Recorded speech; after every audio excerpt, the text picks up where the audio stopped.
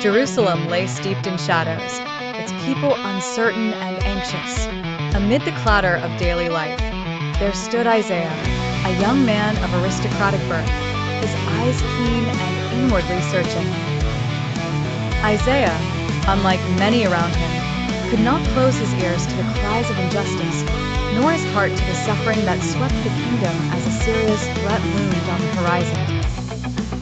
Isaiah's life changed one fateful morning when he ventured into the grand temple, its columns fading into dusk. Smoke rolled from the incense, visions swirling in the haze.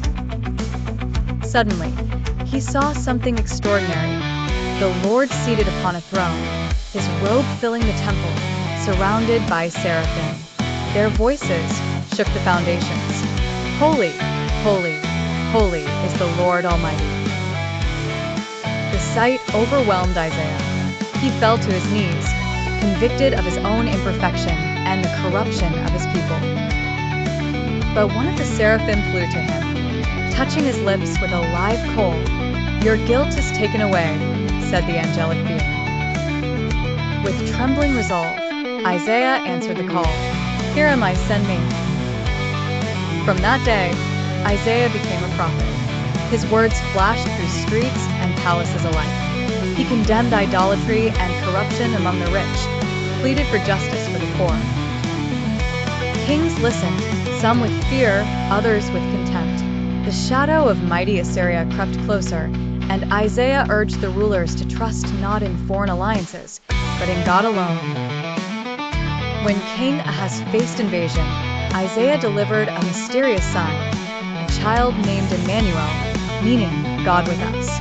Isaiah foretold that, although darkness would come, light would dawn for those who walked in faith. Yet his message was often met with suspicion.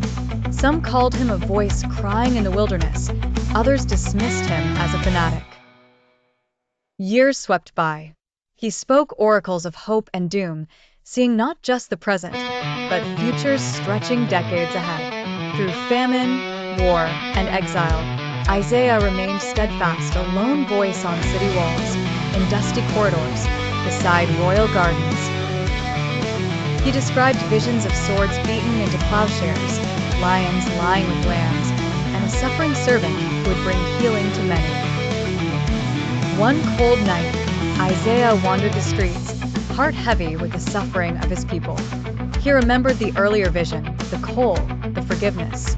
Now, he glimpsed a new promise, a coming figure, gentle and just, who would restore broken hearts and build true peace. Despite the resistance, Isaiah continued his work. His family watched as, undeterred, he penned scrolls and spoke in the public square.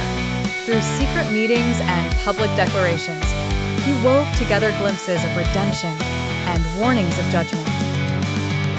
In old age, Isaiah stood at his window, gazing over Jerusalem. Already, some of his prophecies had come to pass. The city scarred from siege, its people scattered. Yet he held firm to hope. The day would come, he believed, when all nations would stream to Jerusalem in search of wisdom and justice.